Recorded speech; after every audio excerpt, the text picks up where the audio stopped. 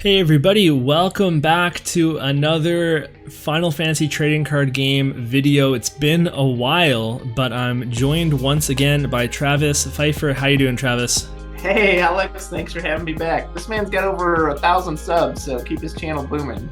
And they're all FFTCG fans, or they're going to be by the time we're done with them. There has been a bit of a lull in FFTCG content just because of COVID and the competitive season being canceled or kind of put off for a while at least. There's some online stuff going on, but it's been hard to keep up or keep interest, I guess.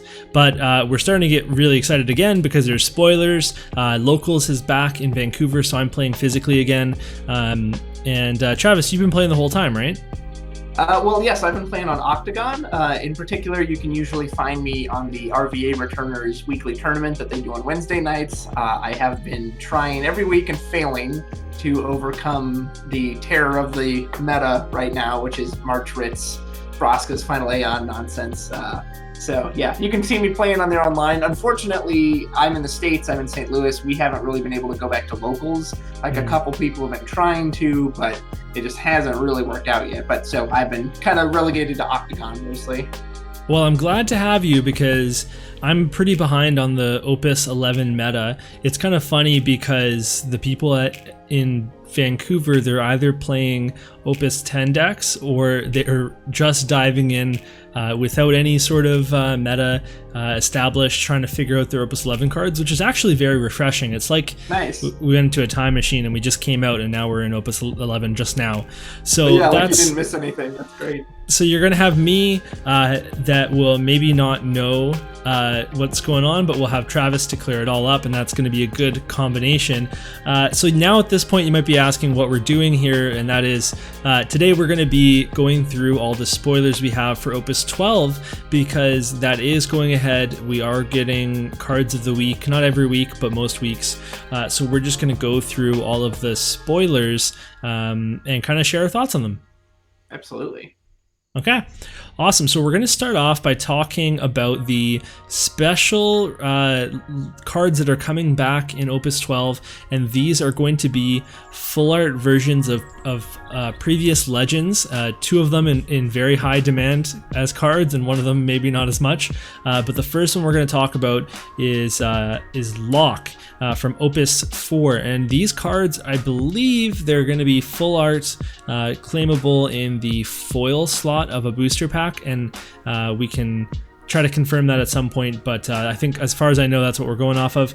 So Locke is obviously a very well-known card. Travis, do you think that this is going to be good for the game to have him reprinted? Yeah, I think if anything, it'll bring the price down on him a little bit, because he's a pretty pricey card. So and everyone loves a full art. So, and it's been out since what, Opus 4 is when Locke debuted. So this would be 8 Opuses later. So I think that's enough time now. Like, he had his spot as the that super legend of that Opus, and of course they're not going to be any like easier to get these. So supposedly these are going to be pretty like rare pulls. But yeah, exactly. I'm excited to see these again. Yeah, especially because 6 got such a resurgence in Opus 11 too. So it's appropriate that he gets his little comeback. These are going to be as rare as full art cards from previous sets. Yeah. So they're not going to be the best way to get these cards necessarily, but people may be more willing to get rid of their previous copies of Locke if they are the type of player that plays with their full arts, although I'm sure a lot of these are going to go straight into the collector's vaults. Yeah, absolutely. So we're also going to get a full art Minwu, which is one of the coolest arts in the game. It was original art for FFTCG, and when it came out, it was what was this? Opus 6? I want to say it was 6. There wasn't that much original art in the game yet, so this was so cool. But the effect is so cool, but it's not a card that's seen a lot of play.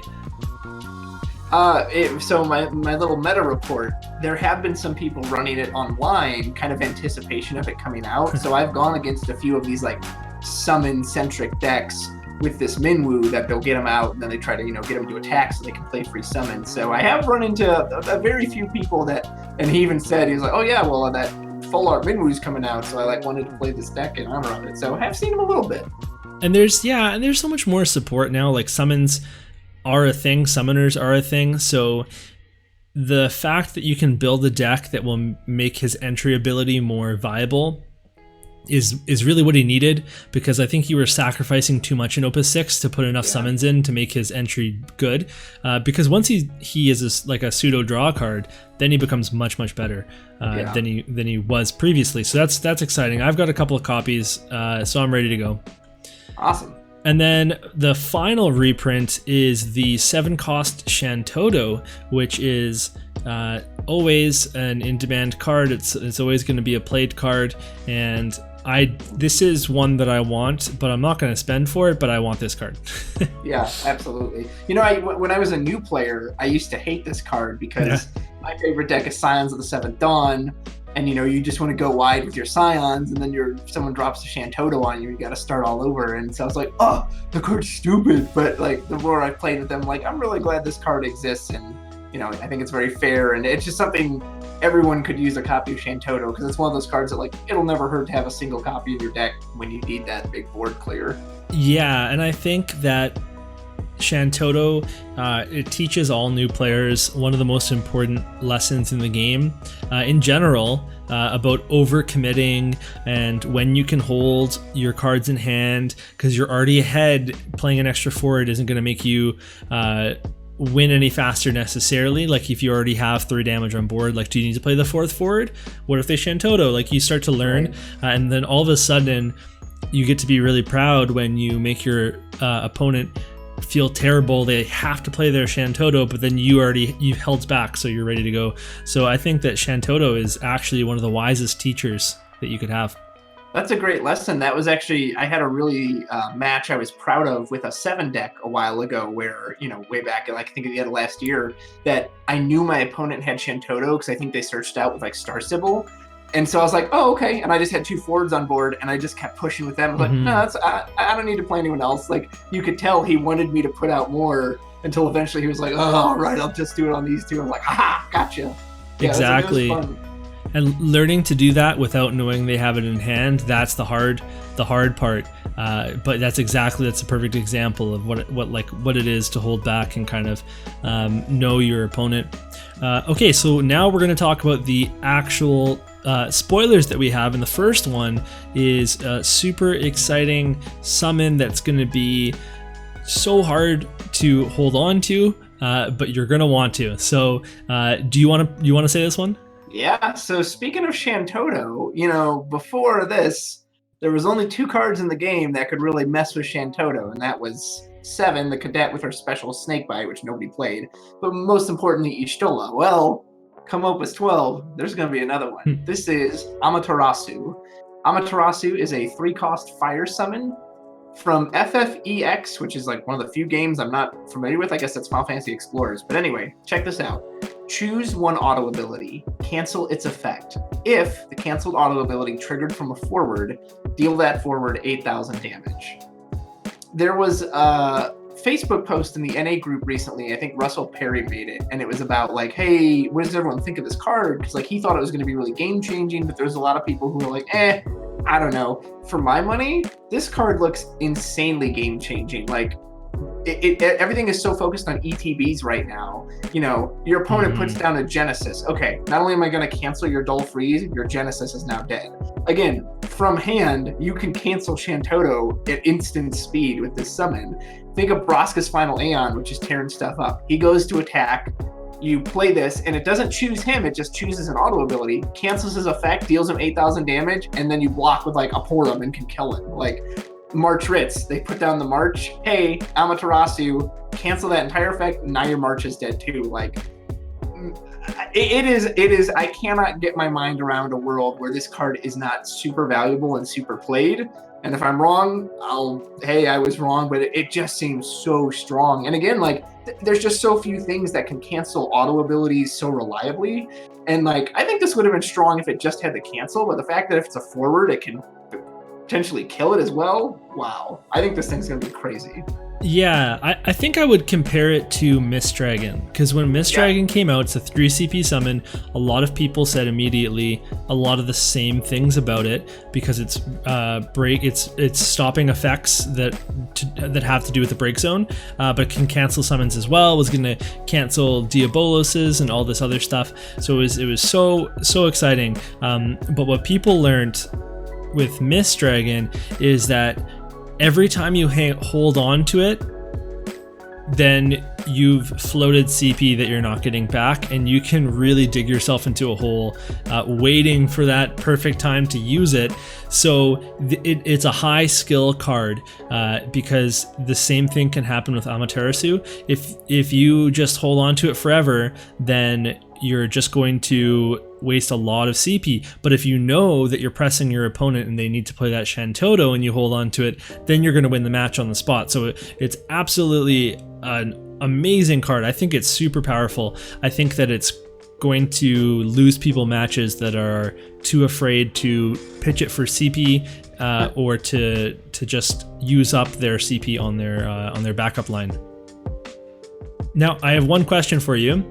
Yes. Because you're playing in the meta. This is going to kill some really cool stuff. Like if someone plays Fusoya, this is such an awesome card to deal with that. Yeah. But how about cards that it can't kill? So for example, if someone plays a Kadaj, I guess Kadaj his entry abilities aren't so bad one time to cancel. But what about on like a Nail? Would you cancel a Nail's ability? So it has 8,000 damage, it's not going to die, but they just played 6 CP for this forward, and then they haven't been able to draw their forwards from his ability. I think that'll be a bit more dependent on the situation, but I think so. I think that's the other thing, is that even if it doesn't kill the forward, what if they had to play out their hand for that Nail? And so now they're really counting on hopefully getting 2 cards back to stop that. That's really strong. I had a friend, my buddy Dion, I'll never forget this match. I played Scions against him, and he was playing Wind, and he had an Y'shtola on the field, and it was still pretty early. I was curving out my backups, and I put down my Minfilia backup, and he broke the Y'shtola to cancel the Minfilia search. Now, you could say, well, he just lost the body for that, but in his mind, and he was right, he was like, well, no, I don't want you searching out Papalymo to search out Ida to get your chain going. So, like, that set me back a lot, just canceling that search. So even if it doesn't kill the Nail, again, if they've got a full grip, maybe it's not worth it because they don't. But if they have to discard their hand and they need those cards back, maybe that's worth it because, yeah, like you said, you've just canceled their on-entry effect. So I think that will determine more just the situation of the game. Yeah. But in those situations where, you said holding on to the card to when you absolutely need it might lose you the game, I bet there's going to be a lot of games too that your opponent is, okay, I just need to get this auto ability to resolve and I'll get back in it. And your opponent goes, canceled. And then, no, And to me, what's interesting about this is it's a summon. So Y'shtola is on the field. So you're never going to play Shantotto into Y'shtola because you can see her right there. You don't know if your opponent has this in their hand. They could not have it entirely. So I think it'll play a lot of mind games with people too. Like, does he have an Amaterasu? Like, can I safely play this Shantotto? Can I play, or is it going to get blasted? So that's what, to me, what makes it so interesting too, is that it doesn't have the telegraph Y'shtola has of like, hey, it's right there. They could cancel it.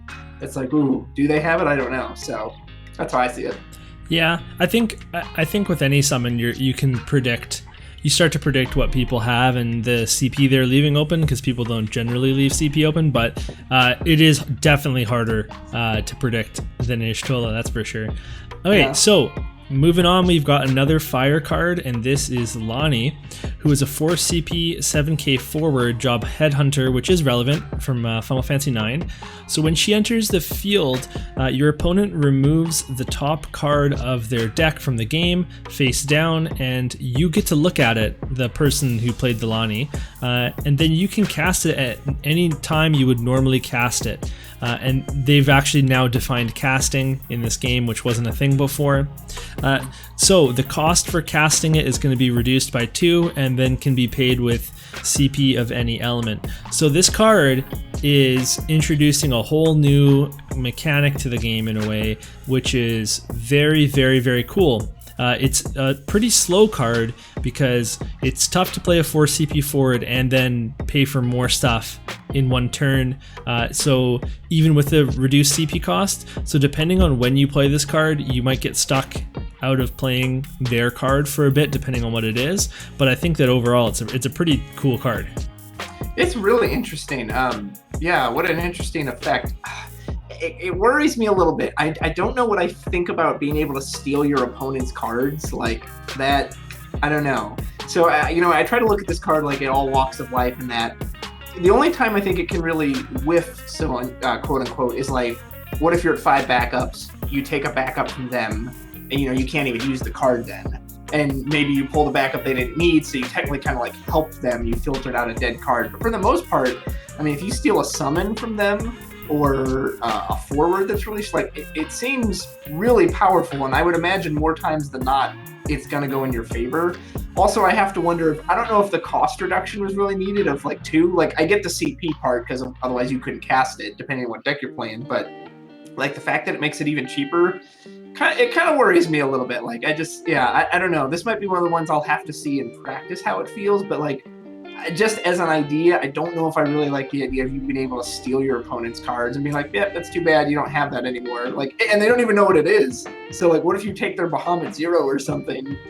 And you're just like, oh, I know. And they don't even know like what you took. That's kind of crazy that they're like, I have no idea what they even stole from me. So it's mind like games for sure. It's like they never even drew it, or they never were going to draw it.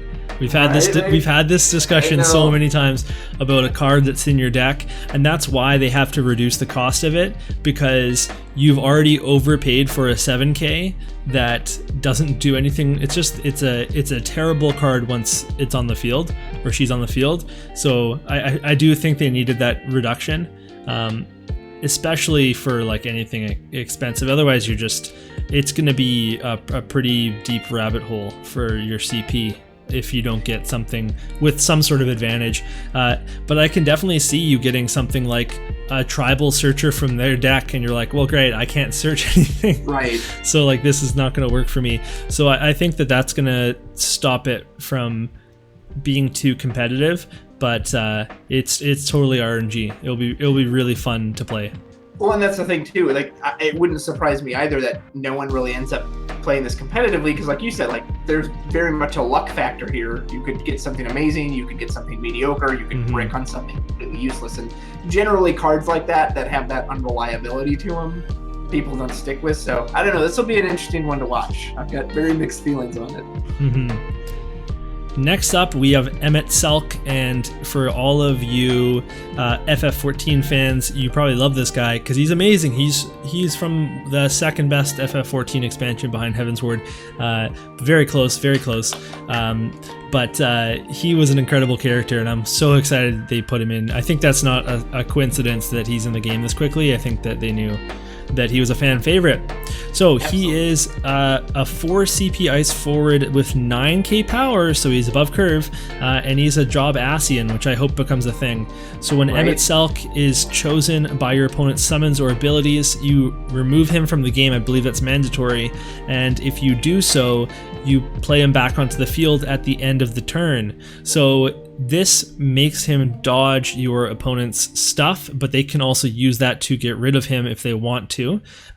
Damage 5, when Emet-Selch enters the field, you may pay 1 ice, and when you do, you can select one of the 2 following actions. So one is to choose a doll forward and break it, and one is to choose a forward of cost 2 or less in your break zone and play it onto the field, and that's not element restrictive, so that's kind of cool. So he really becomes a pseudo 5 cost, because I don't know how many times you're going to play him for 4. You'll probably, you generally want to get ETBs off of forwards, and because he's a 9k, you do get that little beefy guy in combat, but your opponent can blink him whenever they need to, so it's a really, really interesting card. Yeah, you said it perfectly. First of all, Alex thinks Heaven's Word is the best expansion, which he's 100% right. So thank you for that. I have so many people like, oh, Shadowbringers. It's like, Shadowbringers ain't got nothing on Heaven's Word. However, Emet-Selch is a really cool character from Shadowbringers. So I am excited to see him here, and I hope that means more Scions at some point, please. New Scion cards. Just asking as a fan. Yeah, this card is fascinating. Like, he's the only card currently I've seen. He doesn't have an ETB unless he's on damage 5. So if you play him damage 1 through 4, he doesn't have an entry effect, even though like that's his thing, is the entry effect. So you have to be damage 5 when he enters, and then it's an incredibly strong entry effect. And it's like this to me is like Kadaj done right. Like, it's so interesting because this could hurt you. Like you said, is it protection that he always bounces, or is that a hindrance because maybe you'll never be able to attack with him because someone will, oh, okay, I'll just choose him over and over again so he can never re-enter. Like, and then they have to be careful when you're on damage 5. Like, yeah, he's so interesting. I don't know how good he'll be because, again, your opponent has a lot of control over how this card works, which generally doesn't work out too well. But he also is so sticky. Like, how would you kill this guy? I guess you'd have to bit, Famfrit or board damage, stuff that doesn't choose. So yeah, he's going to be a really fascinating one to watch. I like this card a lot. Like, what a neat idea. Yeah, and I think your opponent won't be able to abuse him too much early on if you played him, unless they had something like a Cactar or Chelenka or something where they have a very, very cheap way to keep selecting your Emet-Selch. But otherwise, and later on in the game, if you build him around the 2 CP forward part, then your opponent's never going to want to bounce him when you're at damage 5. So I think the damage 5 is maybe too slow to make him work, but you know what? We'll see. I'm sure he's gonna see some play. Yeah. Okay, let's move on to Bartz, who is a 4 CP wind forward job warrior of light, which is always relevant. So he has a text. The forwards of cost 1 you control gain haste. Very nice. And when Bartz forms a party and attacks, you may search for 1 forward of cost 1 and play it onto the field. Thoughts, Travis? First of all, I don't say this lightly. One of the best artworks I've seen in this game. I don't know what it is, but especially the full art, like, it is beautiful. Like, there's just something about the pose they have him in with that smirk on his face and the coloring behind him. Like, it is gorgeous artwork. And if you go to the card of the week on the official website, the banner is actually a wallpaper of him. So you can get that for your computer backgrounds. Yeah. Excellent artwork. So he'll go in with the next card we're going to talk about, but I cannot wait to get this guy and put him into my girlfriend's Chocobo deck, because it just, like, the idea of bringing a black Chocobo to the field for free that can then attack instantly with haste, and there's a party element to it, and there's another card coming up in a second we'll talk about that fits in with that party. Like, he's so cool. Like, so far in general, I've loved what I've seen from Opus 12, because I like that there's these niche effects. Yeah, these niche effects that, like, hey, let's kind of build this thing around party attacks. Like, even if that doesn't mean it's going to be a super competitive card, who cares? Like, that's just going to be such a fun deck to build. Like, to build a deck around 1 cost. And yeah, and there's no element locking with that either. It's just any 1 cost, it's got haste all of a sudden. And, yeah. There's some really solid 1 costs. Like, oh man, I hope he's as fun as he is in my mind, because he seems like he's going to be great. There is one element lock that we have to consider, which is that he can only form a party with a wind forward. Oh, yeah, that's true. Or people that can change element, like a couple of Yunas, hint, hint. So that is something that we have to keep in mind. It's going to mean that you can't put him into like an Onion Knight deck too haphazardly, although he could work in some sort of Earth, Wind, Onion Knight deck. I'm sure he would be cool in there. But it would even be cool just to have like some sort of wind deck where he can party attack, but then you have something like Zuzuhisa who can come in and be a source of drawing 2 cards, and that Zuzuhisa is going to come in and have haste, and like there's some cool tech things that you can do that I think would be really fun with this card, and I'm super excited. So without further ado, let's talk about his companion, which is Boko, a 1 CP wind forward job chocobo with 3,000 power, and his text reads, the card name Bartz you control gains 1,000 power and haste, and when a party you control deals damage to your opponent, draw 1 card. Now, I know that he's meant to be played with the new Bartz, but doesn't it sound fun to play the 5 CP Bartz? It activates all your backups and then you like swing with him? How crazy is that? With 10k haste, yeah, that'd be awesome. No, yeah, and I can guarantee we're going to see some people do that. Like, oh, I'm not just going to use the party Bartz. So, of course, Boko is the other reason this is going right into Chocobos, because not only is he a Chocobo, so you can play these both you play them in the same turn, and you could play both of them off of just 5 backups. You don't have to overpay. Suddenly you've got a 9k haster. Boko is a haster. They party attack together, which instantly brings out Black Chocobo or whatever other 1 cost you want. If that party deals damage, boom, you draw a card. And then just for him existing on the field, now you've got this Black Chocobo that is unblockable when it parties up with something, and now is also drawing you a card on top of that. Like, yeah, I can't wait, man. It seems so cool, and I think it's gonna really fit into Chocobos especially well. And I think there'll be some other fun decks, like you said, that even if they don't party together, like you were saying, the color lock that you do have to party, but like just giving a 1k haste, especially when your opponent maybe isn't expecting that many forwards to hit you all of a sudden, like, yeah, hey, here comes 1 CP Fire VV. Oh, he just blew up a forward, and now he's going in for himself too. So yeah, I'm really excited to see this. Yeah, and I think there's a lot of party attack support in water, and it'll be very interesting to see if someone can balance the restrictions from party attack with getting all the synergy of party attack all together in one deck. Now, one quick thing you mentioned, you called him Party Bartz, and I love that that's what he's going to be called, Party Bartz. Like, that's hilarious. Okay. Yeah. Moving on. So next up we have Galuf, who is a 3 CP Earth Forward, 7k power Job Dawn Warrior, which is relevant. So he has some text. He's a lot of text. During each attack phase, Galuf cannot be broken. This is so huge. I love this on a cheap forward. This is an effect that they kind of screwed us with on the last Galuf. So I'm happy to see this. Damage 3, when he's put from the field to the break zone, you may search for an Earth Forward of cost 2 or less and play it onto the field. That's a very good effect. That's like Hearthstone-y, having that kind of death rattle. It's like the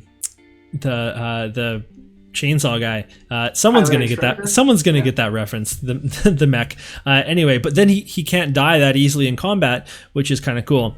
Then he has his special, which just costs 1 card Galuf, and you activate him until the end of the turn. He gains plus 10,000 power, and he can attack more than once this turn, and you can only use this ability if he's taken damage. So what's cool about this is you can swing with him. Your opponent knows he won't break. So if they block him, then great. His special is live, and he can use the special. If they don't block him, then you get a point of damage. There's a lot of mind games that you can have with this card. I think it's going to be a very cool card. Yeah, absolutely. So the one thing that kind of restricts him, and it's by design, is that he's only unbreakable during the attack phase. So people talked about probably his best friend is going to be actually the 2 CP Larsa backup in water, yes. Because what that does is it negates all damage to someone. So that way, if he were to take lethal damage and before the attack phase ends, you can clear him of it, and that way it'll cure him. I don't know how effective Minwu is going to be with this guy, because if he takes over 7 or 7, he's still going to retain that damage on him, and then the second the attack phase ends, he's going to break. So that's it. He's not invincible. Again, yes. It's only during. So even if they put the amount of damage on him, like, you're definitely going to want Larsa or some way to cleanse that damage of him. That or the special, because if you use the special, that means he has 17,000 power and he needs to take a lot of damage to break. Right. Yeah. So that's what I think is going to be actually easier to do than you might think, because of how much recursion Earth has. You can grab a Galuf back from the break zone quite easily. But that's what I love about this card, is that the effect seems pretty balanced in that if you're not trying to mitigate the damage, he's going to break after attack phase. But during that attack phase, you can Yojimbo and Hecaton and do all this stuff with him, and it's going to be super fun on defense, that he could infinite block on defense. So I think that this is just a really well-designed card. Yeah, absolutely. If you've watched me in these videos for any length of time, you know that I like cards that you have to think about putting them down. You can't just go, Galuf, and then win the game. You have, okay, when do I want to play him? When do I want to block? Because I want to make sure he lives through this. Like, yeah, I like cards. That's why I've liked what I've seen from Opus 12 so far, is because everything seems to be geared towards you have to put these in the right situation. This isn't just stuff you just crap out and then win the game. Like, you got to think about how to use these, and I really love that design. You said Galuf when you were doing that impersonation, but I know you were thinking Kadaj. Right? Yeah, exactly. All right, so moving on, we have Dragoon, which is a 3 CP lightning forward, 7k power standard unit job. When Dragoon enters the field, you may reveal any number of job Dragoons or card name Dragoons from your hand, and when you reveal one or more, he gets haste. And then if you reveal 4 or more, you get to break a forward. So this is your Oops All Dragoons deck without Alice or whatever. What's that guy's name again? I think you were right. I think it's Alice. Yeah. So you have all your Dragoons and you're just playing this guy, breaking stuff. It's going to be fun. He's great. Every time a new Dragoon is revealed, there's always that question, will this be the thing that puts Dragoons at the next level? So I'll ask, will this be the thing? I don't know, we'll have to see, but he's got a great effect. You know, he's on curve, so even if, like, for some reason you played him off an empty hand, you got an on-curve body at least. But more than likely, you're going to have at least a single Dragoon to reveal to get the haste. And the idea that you could break something if you reveal 4 or more, now that would require you to have a pretty full grip, but still, like, yeah, he's a neat card. And again, I really like the artwork a lot, so I'm excited to see this one. Yeah, I think that 4 or more is going to be really hard, not just with having the cards, but in your hand, but then also building a deck that's balanced enough to achieve it consistently. And if you are playing Oops All Dragoons, then you might not have many cards in hand at all because you're not going to have many backups. Right. But it is going to be super fun to play with. I love those cards at the ceiling. That's pretty high. But the floor, this one's good because 7k Haster is not bad in an aggressive deck. Are there any backup Dragoons currently? Or are they all forwards? I don't know that there are any backup Dragoons. I don't think there are. Yeah. So if they ever made like some backup Dragoons, that would be interesting too, because it would give, again, just kind of more consistency to everything. It'd be pretty rad. Yeah. Okay, awesome. Next up, we have Selh'teus, who is, I hope I said that right. He is one of our mixed element forwards. He is a fire and an ice forward with 7k power, 4 cost, and job Kulu. So the way that this works is you have to pay with at least 1 ice CP and at least 1 fire CP. So you can't pay all 4 ice or all 4 fire. And then he's generally going to have some sort of more powerful effect. So let's read this, guys. When Selh'teus enters the field, remove up to 5 fire forwards and or ice forwards in your break zone from the game. Then reveal the top 5 cards of your deck, play a forward of cost equal or less to the number of the removed cards among them onto the field, and then return the rest to the bottom of your deck in any order. Sorry, it's kind of small on my screen, so I did a bad job of reading that. But basically, if you can remove lots of cards, they have a ton of cost, then that will allow you to play something big off the top of your deck if you are so lucky to reveal it. I can't see any situation where you wouldn't remove 5 cards. Like maybe if you had some kind of crazy recursion deck and you needed all of them, or you physically couldn't. But I feel like you would always go for the highest amount possible. Exactly. I think it's just it's less of why would you not do 5 and more of like here's the timer on him so he's not good immediately. Right. Yeah. Or just like, you know, if you have a bunch of low cost cards and it might not add up, we'll have to, again, this is a new mechanic. This is something that's going to be that will take a lot of experimentation with, because like if, for example, if you have like a nail and an Umaro in there, then you could actually just remove 2 and you're probably pretty set, right? That's 13 right, CP. Yeah. And then that way you have cards left in your break zone for a second Selh'teus, or if you flicker Selh'teus or whatever, then so maybe there's going to be some smart plays that way in order to play him multiple times. I don't know. The cost of what he removes is irrelevant. It's the number of things. Oh, it's the number. Whoops. Yeah, oh, okay. Sorry, I missed. Cost, you could just remove nail and then be golden. Yeah. So okay, the most you can hit off of this is a 5 CP forward. Okay, that makes sense. Yeah, so you're typically going to want to hit 4 to 5. Yeah. every time. And also, I realized too, it's not actually characters. It's remove up to 5 fire forwards or ice forwards. Yep. So if it's early and like you pitched a lot of backups or summons, you're actually not going to be able to really use this. So he's interesting. A thing about these multicolored cards too, which kind of blows my mind, is that they can be discarded for CP of either element. That's pretty strong. Yes. Like, wow. Yeah. Thanks for catching that. So yeah, I think he's pretty late game. I think he could be really, but then again, then your deck is going to be a lot smaller. He's an interesting one. We're going to see in a second that a lot of the multicolor cards get a power boost in terms of attack power, but this guy did not, which is kind of interesting. Yeah, that is interesting.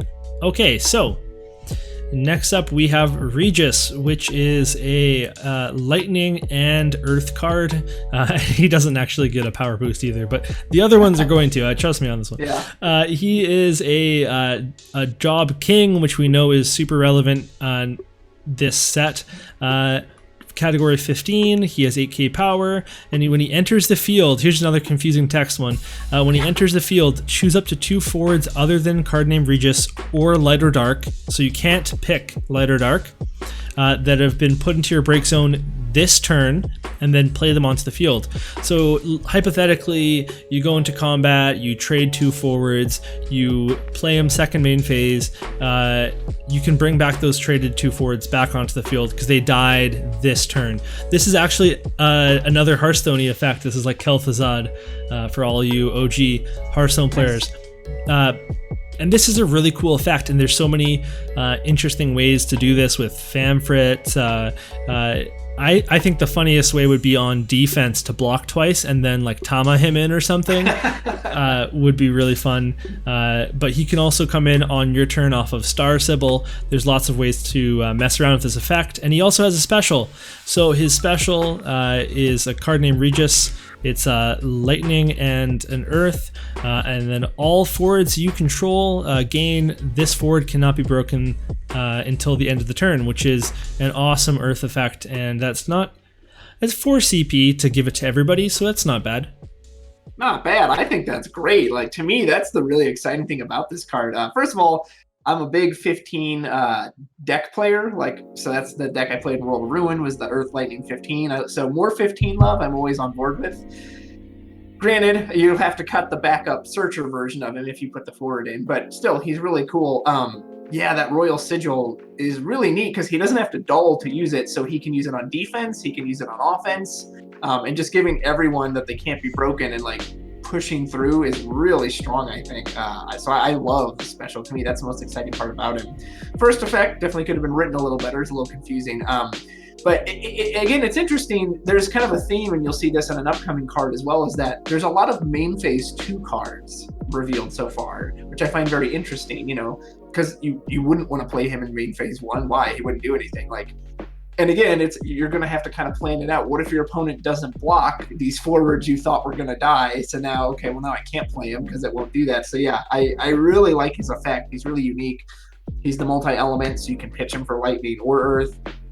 Yeah, he's exciting. And again, more 15 love, bring it on. I'm always happy for more 15 cards. I want a deck that 2 CP Noctis cannot whiff on. That's the goal. Yeah, that's fair. So you just need more and more forwards. There are lots of ways to combo with him, but his 5 CP cost makes it very difficult. Something that could be very cool is the 8 CP Kefka that lets you play him by breaking monsters or forwards. That would allow you to spend no CP on Kefka and then bring back 2 of the forwards that died to him. Yeah. So I think that's going to be a big combo, and there could be some really fun stuff like Opus 1 Cloud of Darkness. If you have 10 CP somehow, you play Opus 1 Cloud of Darkness followed by Regis, and then you go up to 4 forwards and your opponent lost everyone except for 1. That's more meme, but super cool. So, goofy side story about the artwork. When I first saw this card, it was pretty early in the morning, I was pretty sleepy. I didn't see Noctis's face right there. I thought that was his belly, not the back of Noctis, and I was like, gosh, he's got such a big belly. I don't remember him being overweight in the film or anything. And this, okay, he's holding Noctis. Little Noctis. I thought this was a custom card when I first saw it. There's so many custom cards out there now. Right. Yeah. Okay, so we've got a couple of special spoilers from Kageyama on Twitter. The first one is Leon, who is a fire ice forward. He's multi-element. He costs 2 CP, and he has 7k power, so he's above curve, and he's job rebel. When Leon enters the field, select one of the 2 following actions. So choose one forward and dull it or freeze it, which is very good utility. And then choose one forward, deal it 3k damage. I think this is an automatic consideration in a fire ice deck because it's a good body for its cost and can give you a lot of utility. But it's going to be hard to find slots for cards like this in fire ice because it's such a good deck. Yeah, I like him as a common, but I have to admit, like, when I read him, I was like, oh, okay, he seems fine. Like, but it didn't, like, excite me in any way. Yeah. Okay, next up we have Shantotto, which is a Earth and Lightning multi-element card. 2 CP, 7k forward again, job mage. I want to see more job mages. I want that to become a thing sometime. So when Shantotto enters the field, select one of the 2 following actions. Choose one forward other than Shantotto. It gains haste until the end of the turn, and then choose one forward you control. It gains this forward cannot be broken until the end of the turn. So these are Lightning and Earth's signature effects, and it's very cool to see them on one card. Again, this gives you a lot of utility. I think that this is more valuable than the other card because giving that haste can make a really big difference. It's something that you can work around more. You can give certain cards haste that would be a big deal, like Astinian and Earth Lightning, some sort of like a 14 deck or something. I think that's a really cool effect. So this card, it has the unfortunate problem of being named Shantotto, but other than that, it's actually pretty interesting. Yeah, I wonder if that name clash will hold it back a lot. But like you said, I'm glad you brought up the 14 deck because Earth Lightning 14 has a lot of interesting stuff in it, not just the Scions. Mm-hmm. So this could be a really easy slot in there for that. Yeah, this one's weird because like in one world I could see it being like, wow, that card's so strong and it does so much for so little value. And then in the same opposite world I can see all that is true, but because of deck space and name clash, nobody uses it. Like, so it'll be I'm not quite sure where this one's gonna land. Yeah, not every deck will use Shantotto, but it is an unfortunate name clash. Okay, now we have this super creepy card, Krile, 2 CP Earth forward, job Warrior of Light, 5k power. When Krile enters the field, choose one summon from either player's break zone. You may cast it this turn. If you cast it, remove that summon from the game after its use instead of putting it into the break zone. And then she has an action ability. It's 1 CP and dull her, and it's the same thing. You can do that effect again. It's a very, very cool effect. So this doesn't have color fixing, which is okay because you're playing Earth and you have lots of color fixing. So this requires a lot of work to make it happen, but she is a Warrior of Light, which is really solid. You get a ton of support for that. You get searching, protection, all sorts of things. So this deck, again, like you were saying earlier, it's you have to build around it, you have to work towards it, but what a cool effect. Yeah, she reminds me of the Legend Rydia from Opus 9, because again, that one's kind of like summon focused. At first, I kind of, when I first saw this card, I misread it, and I thought you could just cast it for free, and I was like, oh my god, that's strong. But no, you not only do you have to pay for it, you have to pay for it that turn, and like Alex said, you have to have the right colors. So I would imagine when you build this card, you really build it around your own deck, and then if you can use your opponent's summon, that's kind of more like a bonus. Like, that's not what you plan for. It's more you build it around your own deck, and then if you're able to do that, that's a bonus. Again, I don't know how I feel about the whole taking your opponent's cards kind of thing. That part makes me a little nervous, but it's interesting. And like the Rydia before it, like I know my buddy Max is going to love this card because those cards are up his alley. They're always too risky for me, like, because it's just like, well, although this is less risky than Rydia because you're not going to play this unless there is a target summon that you want to pull out. You know, you're not just going to, the Rydia you have to put down and kind of hope you hit something. Yeah. Yeah. And you know what though? Like, at least this takes a card from your opponent's break zone instead of their deck or instead of their hand or anything. Yes, so I think it's a little less egregious. I will say about the Rydia that a local player in Vancouver, Julian, his radio deck is so fine-tuned. I haven't seen him miss in forever. Like, honestly, Wow. yeah, he always hits. It's super hard to play against. Okay, let's move on. We're hitting 44 minutes now. Woo! But we're almost through. Talk about. We're almost through. Yeah, totally. So much to talk about. So this is Yuna, who is a 3 CP 7K water forward job Gull Wings, which is awesome. More Gull Wings. So when Yuna enters the field, if a forward you controlled formed a party this turn, draw 2 cards. So there's already a ton of party attack stuff in water. So this will allow you to essentially recoup all your CP on Yuna, which is very, very cool if you're able to do it. When Yuna forms a party and attacks, choose one forward, it loses 4,000 power for each attacking forward. So by default, with the default party, that's 8k power loss. And you can also pay 0, so just it's an action ability, and name one element, and then except for light or dark, Yuna will be able to become that named element until the end of the turn, and she can only use this ability once per turn. So this allows her to party up with pretty much anybody except for light and dark forwards. So YRP in position. It's showtime, girls. I'm a big 10-2 defender, so I'm happy to see the card, and I love this artwork, so pretty. And yeah, what an interesting card. Like I mentioned with the Regis, this is a main phase 2 card. You know, if you want that draw, which why wouldn't you? You're gonna have to play her after you formed a party.